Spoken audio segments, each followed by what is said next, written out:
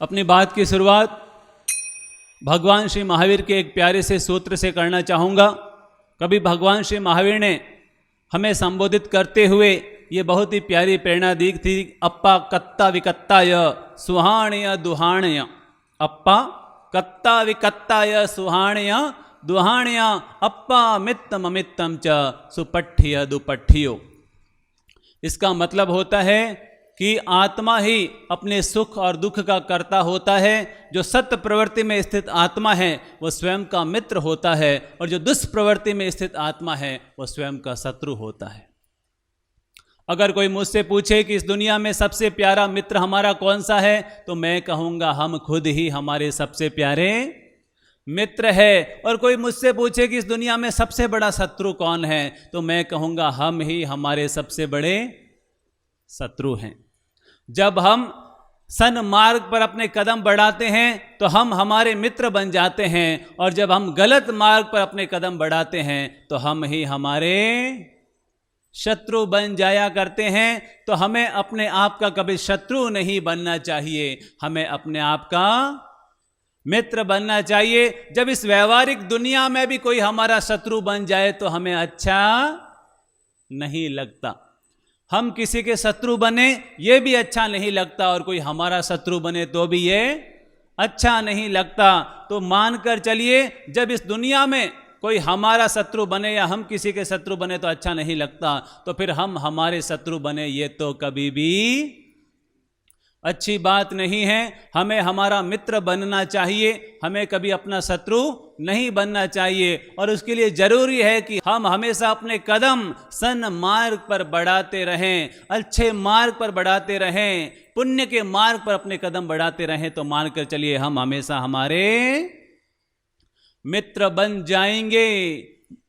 इस दुनिया में कभी निराशा भी हमारे हाथ लगती है, और कभी आशा का सवेरा भी हमारे जीवन में हुआ करता है। जब जब हमारे जीवन में निराशा घर कर जाती है तो हम हमारे शत्रु बन जाते हैं, और जब जब हम आशा उमंग और उत्साह से भरे रहते हैं तब तब हम हमारे मित्र बन जाया करते हैं। 4 दिन पहले की घटना है।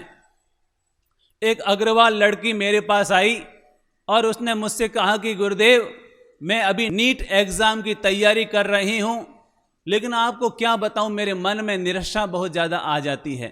मेरे मन में निराशा बहुत जल्दी आ जाती है, मेरे मन में भय बहुत जल्दी आ जाता है, और मैं ये सोच करके डर जाती हूँ, अरे लाखों लोग इस एग्ज़ाम में बैठे हैं, पता नहीं मैं सफल होंगी कि नहीं होंगी, मेरा नंबर आएगा कि नहीं आएगा, मुझे अच्छी कॉलेज मिलेगी कि नहीं मिलेगी। और उस लड़की ने बताया कि अब तक मैं लॉ की भी तैयारी कर चुकी हूँ, अब तक मैं सीए की तैयारी भी कर चुकी हूँ, अब तक मैं एमबीबीएस की तैयारी कर चुकी हूँ, मैंने हर एग्ज़ाम की तैयारी की है, लेकिन मैं कोई भी एग्ज़ाम अभी तक दे नहीं पाई हूँ। मैंने हर एग्ज़ाम की तैयारी की है, लेकिन मैं एग्ज़ाम नहीं दे पाई, क्योंकि जब भी मैं एग्ज़ाम देने के लिए अपने कदम बढ़ाती हूँ तो मेरे मन में आता है, अरे मैं पास होंगी कि नहीं होंगी, अरे मेरा नंबर आएगा कि नहीं आएगा। जब जब इंसान के भीतर में निराशा हावी हो जाती है, जब जब इंसान के भीतर में भय हावी हो जाता है, तब तब उसकी सफलता उससे 100 कदम दूर चली जाया करती है। तब मैंने उस बहन से कहा कि अरे इसमें डरने की क्या बात है, इसमें डरने की क्या बात है, आज हम एग्ज़ाम दे रहे हैं, हो सकता है कि हम पहले प्रयास में सफल ना हो, तो अभी चिंता करने की कोई बात नहीं है। पहले प्रयास में सफल नहीं हुए तो क्या हुआ, दूसरे प्रयास में सफल हो जाएंगे। अरे जो लगातार लगा रहता है वो आज नहीं तो कल अवश्य सफल हो ही जाया करता है। और मैंने उस लड़की को मोटिवेट किया, उसको प्रेरणा दी कि जैसे हम क्रिकेट खेलते हैं, जैसे हम क्रिकेट खेलते हैं और सामने बॉलर हमारे बॉल फेंकता है और हम खेलते हैं चौका मारने के लिए, छक्का मारने के लिए, और खुदा ना खास्ता ना तो चौका लगता है ना छक्का लगता है, और बॉल ऐसे ही पीछे चली जाती है। तो खेलने वाला क्या सोचता है, अरे ये बॉल खाली गई तो क्या हुआ, अगली बॉल तो फिर आने वाली है और मैं फिर अगली बॉल पर जम के मारूंगा। और अगली बॉल भी खाली चली जाए तो क्या वो उदास होकर के बैठ जाता है? क्या वो निराश होकर के बैठ जाता है? वो सोचता अरे मैं तो मार ही नहीं पा रहा हूं, अरे मैं तो बैठ जाता हूं, मैं तो खेलते ही नहीं हूं। क्या ऐसा व्यक्ति सोचने वाला कभी चौका और छक्का मार सकता है? नहीं मार सकता। अरे एक बॉल खाली गई तो क्या हुई, दूसरी बॉल खाली गई तो क्या हुई, तीसरी बॉल खाली गई तो क्या हुई, 5 बॉल खाली गई तो क्या हुई, अरे छठी बॉल पर बल्ले से हम मारेंगे और छक्का लगाएंगे और 6 गेंदों की पूर्ति एक ही गेंद में कर देंगे। कहने का मतलब हमें अपने भीतर में हमेशा आशा, उमंग और उत्साह से भरे हुए रहना चाहिए। और तब मैंने उस बहन को एक प्यारी सी घटना सुनाई थी, वही घटना मैं आप सबको सुना रहा हूं। मैंने उस बहन से कहा कि एक लड़का एग्जाम में बैठा और उस एग्जाम में 5000 लड़के बैठे हुए थे और उसमें पास तो बहुत ज्यादा हुए थे, लेकिन जॉब में जो नंबर आया वो 350 लड़कों का नंबर आया। और एक लड़का जिसका सिलेक्शन 350 लड़कों में नहीं हुआ, और जब उसके मित्रों को पता चला तो सब मित्र उसके पास आए और कहा अरे बहुत बुरा हुआ, अरे बहुत बुरा हुआ, अरे बहुत बुरा हुआ। पता नहीं, देखो प्रभु के कैसी मर्जी, पता नहीं तेरा कैसा भाग्य कि तू 350 लड़कों में आने की बजाय 351वें नंबर पर आ गया और केवल एक नंबर से चूक गया। अगर तू भी 350 के अंदर आता तो तेरा भी सिलेक्शन हो जाता। सब उसे ढाढ़स बंधाने लगे और सब उसके भाग्य को कोसने लगे। तो उस लड़के ने कहा अरे हटो रे, मानता हूं कि 350 लड़कों में मेरा सिलेक्शन नहीं हुआ और 351वां मेरा नंबर आया, लेकिन याद रखना भले ही मैं 350 लड़कों से पीछे हूं तो क्या हुआ, लेकिन मैं 4650 लड़कों से तो आगे हूं। मैं 350 लड़कों से पीछे हुआ तो क्या हुआ, लेकिन मेरे से आगे वालों की संख्या कम है और पीछे वालों की संख्या ज्यादा है। और जैसे ही ये कहानी मैंने उस लड़की को सुनाई तो वो लड़की एकदम मोटिवेट हो गई और उसके भीतर की निराशा हट गई और उसके भीतर का डिप्रेशन हट गया और उसने कहा गुरुदेव अब मैं पूरे जी जान से मेहनत करूंगी और सफल होकर के दिखाऊंगी। हाँ मेरे प्यारे भाइयों बहनों, जब जब हमारे जीवन में निराशा हावी होती है, जब जब हमारे जीवन में डिप्रेशन हावी होता है, तो हमारी गति आगे बढ़नी रुक जाती है। तो प्लीज अपने जीवन में कभी भी निराशा को महत्व मत दीजिए, क्योंकि जब जब हमारे ऊपर निराशा हावी हो जाती है तब तब हम दुखी हो जाते हैं, उदास हो जाते हैं, चिड़चिड़े हो जाते हैं और हमें भूख भी नहीं लगती, काम में हमारा मन नहीं लगता, हम खुद को बेबस या खुद को बेकार समझने शुरू हो जाते हैं और यहां तक कि हमारे भीतर में आत्महत्या करने तक के भी भाव आ जाते हैं और हमारी नींद भी उड़ जाती है। अगर ये सब चीजें हमारे जीवन में है तो समझ लेना कि हमारी जिंदगी में निराशा हावी हो रही है। प्लीज, आजकल सुसाइड के केस बहुत ज़्यादा हो रहे हैं और उसमें भी विशेषकर जो पढ़ाई करने वाले लड़के हैं, बच्चे हैं, बच्चियां हैं, वो सुसाइड के केस उनके बहुत ज़्यादा आ रहे हैं। क्यों बताएंगे क्यों? क्योंकि निराशा बहुत जल्दी हावी हो जाती है। उन्हें लगता अरे हम सफल हो पाएंगे कि नहीं हो पाएंगे, हम आगे बढ़ पाएंगे कि नहीं बढ़ पाएंगे, इतना बड़ा कंपटीशन है, हमारा नंबर आएगा कि नहीं आएगा। और जैसे ये निराशा दिमाग में हावी होती है कि धीरे धीरे बढ़ते बढ़ते बढ़ते बढ़ते उन्हें लगता है कि हम तो कुछ कर ही नहीं सकते हैं और परिणाम वो अपने जीवन में गलत कदम उठा दिया करते हैं। इसलिए मैं ये प्रेरणा देना चाहूँगा कि आपके जो भी बच्चे हैं, बच्चियां हैं, लड़के हैं, लड़कियां हैं, जो भी पढ़ाई कर रही है, आप उनको बार बार मोटिवेट जरूर करें, बार बार उनको मोटिवेट जरूर करें। आजकल तो बड़े बड़े घरानों में भी ऐसे केस आ जाते हैं, इसलिए हमें समय रहते अपने बच्चों को मोटिवेट जरूर करना चाहिए, उन्हें प्रोत्साहन जरूर देना चाहिए कि बेटा हार भले ही जाओ लेकिन कभी हार मत मानो, हार भले ही जाओ लेकिन कभी हार मत मानो, क्योंकि हारना गलत नहीं है लेकिन हार मान लेना ये बहुत गलत है।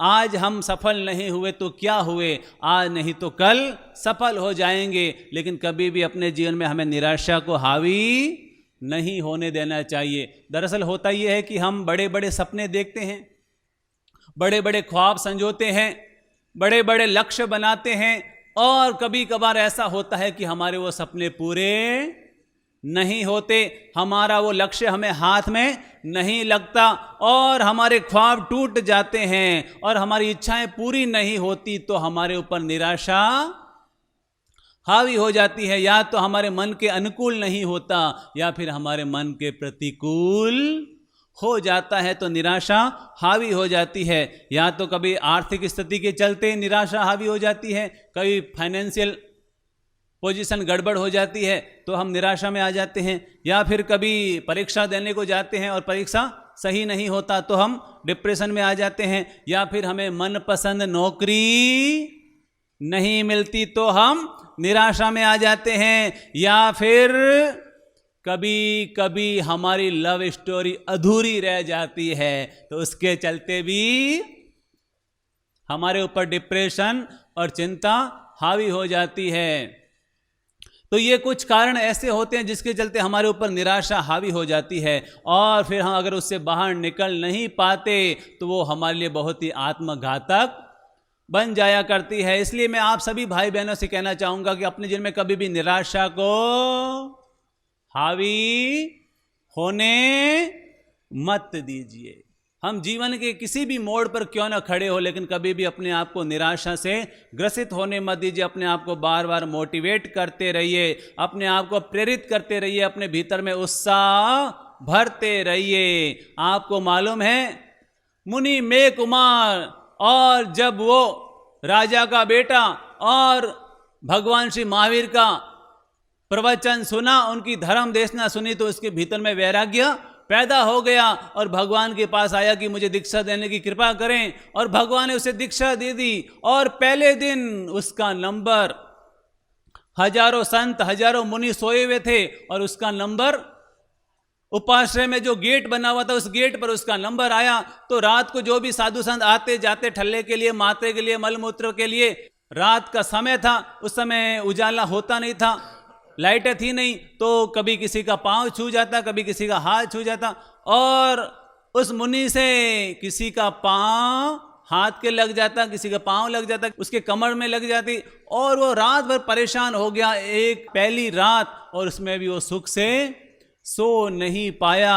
तो उसको लगा अरे यार, आज तो मुनि जीवन की पहली रात है और मैं ये पहली रात भी सुख से सो नहीं पाया हूँ। सोचो ये पूरी जिंदगी में कैसे निकाल पाऊंगा, मैं पूरी जिंदगी कैसे निकाल पाऊंगा। उसके मन में आया अरे अपने बस की ये बात नहीं है, अपने बस की बात नहीं है। मैं तो सुबह सुबह भगवान के पास जाऊंगा और झोली डंडे वापस दे दूंगा कि लो ये आपके झोली डंडे आप ही पकड़ो, मुझसे तो ये जीवन जिया नहीं जाता, मैं तो वापस अपने राजमहल में चला जाऊंगा। और जैसे ही वो सुबह भगवान के पास मेघ कुमार पहुंचा तो भगवान ने कहा अरे प्यारे वश, एक ही रात में विचलित हो गया, एक ही रात में विचलित हो गया। अरे सोच, जब तू पूर्व भव में हाथी था और जंगल में आग लग गई थी तो तूने एक बहुत बड़ा मैदान साफ किया ताकि अगर कभी जंगल में आग लग जाए तो वहां पर सुरक्षित मैं मेरे परिवार के साथ रह सकूं।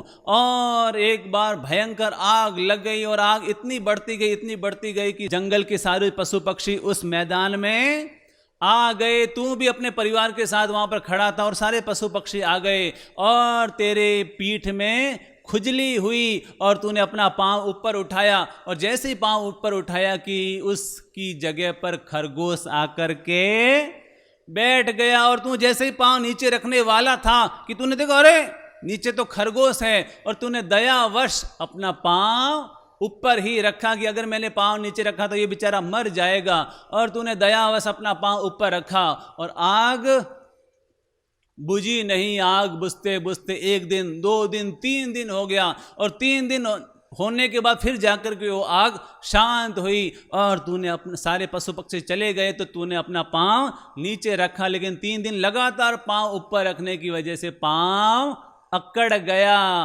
तू पांव नीचे रखने की तूने कोशिश की लेकिन पांव रख नहीं पाया और धड़ाम से लुढ़क पड़ा और वहीं तेरे प्राण निकल गए। लेकिन उस दयावश, उस करुणावश तू हाथी के भाव से सीधा राजा के यहां पर पैदा हो गया, राजकुमार बन गया। और जैसे ही भगवान ने उसे प्रेरणा दी तो उसे अपना पूरा पिछला भाव याद आ गया, पिछला भाव याद आ गया और उसे लगा ओहो, मैंने हाथी के भाव में भी जब इतनी महान करुणा दिखाई, अपने ऊपर इतनी समता रखी, और अब मैं मनुष्य जीवन में आकर, मुनि वेश में आकर भी विचलित हो गया। और कहते हैं कि भगवान ने उसको मोटिवेट किया, उसको प्रेरणा दी, उसको निराशा से बाहर निकाला, उसके भीतर में आशा का संचार किया। और परिणाम ये आया कि जो मेघ कुमार संत जीवन को छोड़ करके ग्रस्त में जाने वाला था, उसने वापस अपने भीतर में उत्साह भरा कि नहीं, मैं ये मुनि जीवन नहीं छोड़ूंगा, इसका मैं अच्छे से पालन करूंगा। और कहते हैं कि उसने अपना पूरा जीवन में संकल्प लिया कि आज के बाद मेरा हर सांस, मेरा हर संकल्प इस मुनि जीवन के लिए समर्पित रहेगा। और भगवान ने क्या किया? आशा का संचार किया और उसको निराशा से बाहर निकाला। आपको मालूम है गीता का जन्म क्या हुआ? अर्जुन निराशा से घिर चुका था और उसके मन में आ गया, अरे मैं ये युद्ध नहीं कर पाऊंगा, मैं शत्रुओं पर विजय प्राप्त नहीं कर पाऊंगा। तब श्री कृष्ण ने अर्जुन के भीतर में आशा, उमंग और उत्साह का संचार किया कि हे अर्जुन, तुझे ये नपुंसकता शोभा नहीं देती, तुझे ये नपुंसकता शोभा नहीं देती, तेरा तो कर्म करने में अधिकार है, फल में तेरा कोई अधिकार नहीं है। उठ खड़ा हो जा और इस धर्म युद्ध के लिए अपने आप को समर्पित कर। और कहते हैं कि कृष्ण ने प्रेरणा दी, उसके भीतर में आशा का संचार किया और अर्जुन वापस खड़ा हो गया। जब जब हमारे भीतर में निराशा पैदा होती है और जब जब हम फिर से अपने आप को मोटिवेट करते हैं, प्रेरित करते हैं, तब तब हम अंधकार से बाहर निकल जाते हैं और हमारे भीतर में प्रकाश का संचार हो जाता है। हाँ मेरे प्यारे भाइयों बहनों, अगर जीवन में कभी ऐसी नौबत आ जाए कि हमारे सफलता के 99 द्वार बंद हो जाए, तो भी हमें निराशा में नहीं आना चाहिए। परमात्मा पर विश्वास रखना चाहिए कि प्रभु भले ही 99 द्वार बंद हुए तो क्या हुआ, लेकिन मैं 99 बंद द्वारों का रोना रोने की बजाय जो एक खुला द्वार है उसको देखूंगा और अपने जीवन में आगे बढ़ने की कोशिश करूंगा। अगर हम रखेंगे अपने आप पर आस्था तो मानकर चलना, खुल जाएगा बंद द्वारों में भी रास्ता, खुल जाएगा बंद द्वारों में भी। तो इसलिए अपने आप के दोस्त बनिए, बी योर बेस्ट फ्रेंड, अपने खुद के फ्रेंड बनिए और अपने आप को मोटिवेट कीजिए, अपने आप को प्रेरणा दीजिए। एक बार क्या हुआ, एक लड़का बेर के पेड़ के नीचे सो रहा था, बड़ा भूखा था और बेर का पेड़ बहुत बड़ा होता है और उसकी छाया में सोया हुआ था और जो पेड़ को देख रहा था, तो पेड़ को देखते देखते उसके मन में आया कि भगवान देखो तेरी भी कैसी लीला है, इतना बड़ा पेड़ और इसके फल इतने से, फल बिल्कुल छोटे से, बेर का फल कितना छोटा सा होता है एकदम। और वो सोच रहा था कि भगवान तेरी भी कैसी लीला है कि इतना बड़ा पेड़ तूने बना दिया और उसके लिए फल तो केवल इतने से लगाए, पता नहीं तेरी भी कैसी लीला है, अगर यहाँ पर बड़े फल लगे होते तो मैं अपनी भूख भी मिटाने में सफल हो जाता। वो ऐसा सोच रहा था कि तभी ऊपर से एक फल टूटा और उसके ऊपर गिरा और जैसे उसके ऊपर गिरा तो उसे लगा, अरे भगवान ये तूने अच्छा किया, हे भगवान तूने अच्छा किया, अगर इस पेड़ का फल छोटा होने की बजाय इस पर खरबूजे जैसा फल लगा होता और वो मेरे ऊपर गिर चुका होता तो मेरा चकनाचूर मैं हो जाता। तो मानकर चलिए जीवन में जो जैसी व्यवस्थाएं हमें मिलती है उसमें किसी न किसी रूप में वो अच्छी ही हुआ करती है। तो इसलिए प्रभु से ये मत कहो कि समस्या बहुत विकट है। प्रभु से ये मत कहो कि समस्या बहुत विकट है। अगर कहना है तो समस्या से कहो कि अरे मैं चिंता नहीं करता क्योंकि प्रभु मेरे निकट है, क्योंकि प्रभु मेरे निकट है। प्रभु से मत कहो कि समस्या विकट है, अरे समस्या से कह दो कि प्रभु मेरे निकट है। तो मुसीबतें तो जीवन में आएगी, क्योंकि मुसीबतें तो रुई के थैली की तरह होती है। अगर हम उनको देखेंगे तो लगेगा बहुत बड़ी है, बहुत बड़ी है, बहुत बड़ी है, लेकिन जब जैसे ही हम उस थैले को उठाएंगे तो वो भारी समस्याएं भी बिल्कुल हल्की हो जाएगी। तो प्लीज अपने जीवन में नंबर 1, अपने जीवन में हमेशा आशा का संचार कीजिए, और नंबर 2, हमेशा अपने जीवन में धैर्यवान बनिए, धैर्य रखिए, थोड़ा सा पेशेंस रखिए। आजकल पेशेंस की बहुत कमी हो गई है, आजकल पेशेंस की बहुत कमी हो गई। थोड़ा कुछ 19-21 हो जाता है और हमारा धैर्य खत्म हो जाता है, हम अपने आप को कमजोर मानने लग जाता है। अरे यार भगवान ये क्या हो गया, ये क्या हो गया, ये क्या हो गया, अरे भगवान मेरे साथ ऐसा क्यों हो गया। थोड़ा सा भी कुछ 19-21 हो जाए और हमारा धैर्य जवाब दे जाता है। प्लीज अपने जीवन में पेशेंस को बरकरार रखिए। याद रखना अगर खिचड़ी किचन में पके तो पेशेंट के काम आती है, अगर खिचड़ी किचन में पके तो पेशेंट के काम आती है, और खिचड़ी दिमाग में पके तो हमें खुद ही पेशेंट बना देती है। अगर खिचड़ी दिमाग में पकनी शुरू हो जाए तो हमें खुद को ही पेशेंट बना देती है। तो प्लीज अगर आप चाहते हैं कि हम कभी पेशेंट ना बने तो क्या करें? अपने जीवन में पेशेंस रखिए। मान कर चलिए जो जीवन में पेशेंस रखता है वो कभी पेशेंट नहीं बनता है। तो धैर्य रखिए, धीरे धीरे रे मना, धीरे सब कुछ होए, माली सींचे सो घड़ा और ऋतु आए फल होए। तो अपने जीवन में थोड़ा सा धैर्य रखिए, तो मानकर चलिए हम निराशा के भंवरजाल से बहुत जल्दी बाहर निकल जाएंगे। इंसान को नंबर 1 मोबाइल खरीदते समय, और नंबर 2 शादी के बाद बड़ा पछतावा होता है। नंबर 1 तो मोबाइल खरीदने के बाद, और नंबर 2 शादी करने के बाद बड़ा पछतावा होता है, क्योंकि उसके मन में आता है कि अरे थोड़ा सा अगर रुक गया होता तो लेटेस्ट मॉडल मिल जाता, अगर थोड़ा सा रुक गया होता तो लेटेस्ट मॉडल मेरे हाथ में लग जाता। प्लीज अपने जीवन में थोड़ा सा धैर्य रखिए, अपने जीवन में थोड़ा सा धैर्य रखिए। तो मान कर चलिए हमारे ऊपर कभी भी निराशा हावी नहीं होगी। जीवन में निडरता के साथ हमेशा सामना करने की आदत डालिए तो सारी परेशानियां गायब हो जाएगी। इस दुनिया में 2 ही काम होते हैं, या तो हम जीतते हैं या फिर हम हारते हैं, या तो हम जीतते हैं या फिर हम हारते हैं। जीतते हैं तो अच्छी बात है, हारते हैं तो वास्तव में हम हारते नहीं हैं, उस हार में भी हम सीखते ही हैं, उस हार में भी हम कुछ ना कुछ सीखते हैं। इसलिए ये महत्वपूर्ण नहीं है कि हम कैसे खेलते हैं, वरन महत्वपूर्ण ये है कि हम उनका सामना कैसे करते हैं। महानता गिरने में नहीं है,